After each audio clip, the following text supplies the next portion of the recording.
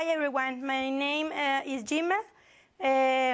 Today I'm going to talk about the Vietnamese living in the United States and the implication for their education in the public schools in the United States. This is the agenda for my presentation.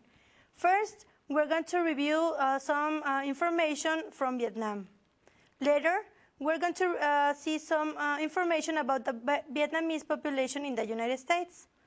We're going to check the cultural values and the personal traits from this cultural group.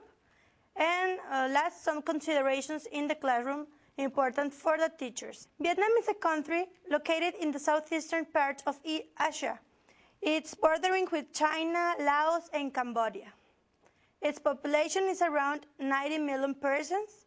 And the area is about 13,000 kilometers. This area is comparable to New Mexico, to the area of New Mexico. So if you can see, it's a great population in a very small part. The official language in Vietnam is Vietnamese, but we have to consider that in recent years, English is increasingly favored in the country.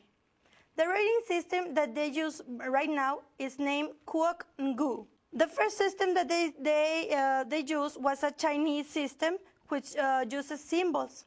But this new system is based on the Latin characters that we know in our alphabet. Let's see something about the history that is relevant for the people who live there. Vietnam was dominated by China for over 1,000 years.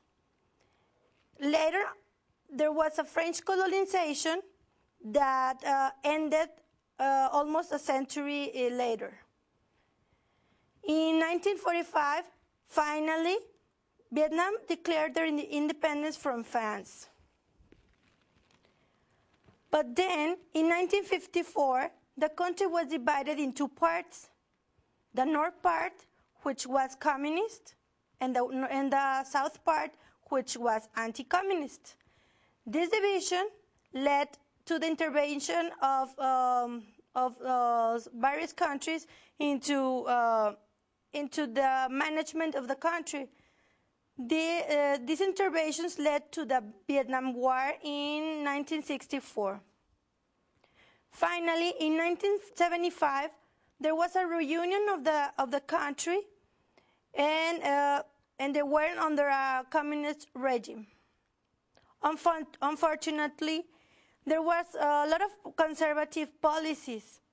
There was a lot of persecution of persons who want to challenge the system, and there was an international isolation. This caused the country to suffer from severe economic problems. As I mentioned, the nation was divided in 1960s, and this had an important influence on the foreign language education of the population. On the communist north part of the country, there was a promotion of Chinese and Russian languages. But in the anti-communist south part, the languages taught in the schools were English and French. After the unification of the country, only Russian was taught in all the schools. Later, in 1980s, when the nation began to change to improve the economic failure, they began some bureaucratic relations with other countries. And many investors came to the country from outside Europe, including United States. So English was now again important for the society, and it was important that population have an English proficiency to find a good job in Vietnam. Okay, some information about Vietnamese in the United States. In the United States, we have 1.5 million Vietnamese. It's about 44% of the total population. Of the Vietnamese living in the United States, 4.8% are minors, 75% have English proficiency, and 50% of them have a school diploma. Let's see some cultural differences that this group have. Family. This first aspect is very important. Family is a strong value for Vietnamese. All the conducts of the members of the family are evaluated by the members, because if one of them make bad practice, all the prestige of the family is affected. So families try to work together in order to maintain the prestige of them in the society. The second point of their differences is the respect. Vietnamese peoples are very, very respectful persons.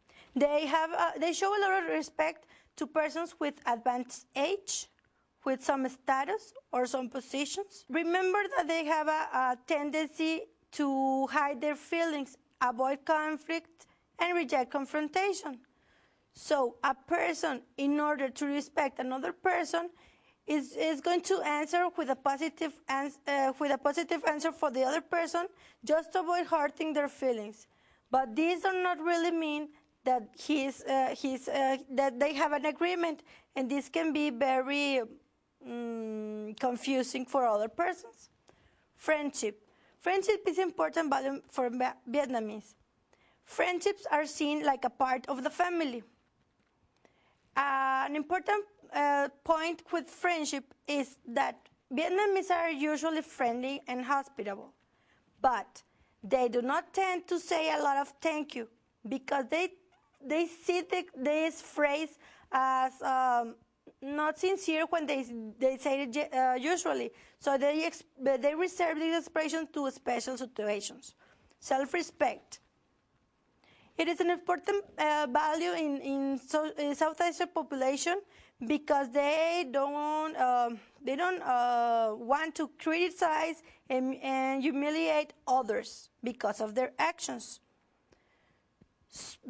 They feel that when someone hurts other feelings, the humiliation will remain in their memory for a long time, and that person will lose confidence. And confidence is very hard to restore. That is why in classes, students tend to be quiet all the time, because they are trying to give respect to the teacher, and also because they don't want to make mistakes, because they don't want to suffer humiliation by their classmates. Also, another sign of respect is that they don't want to outstand.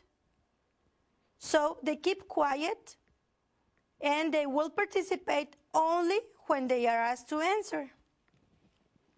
That is why Asians prefer working in group activities instead of working alone and being exceptional. This attitude can be misunderstood in America, because when a student does not participate, the teacher can see him as non-cooperative.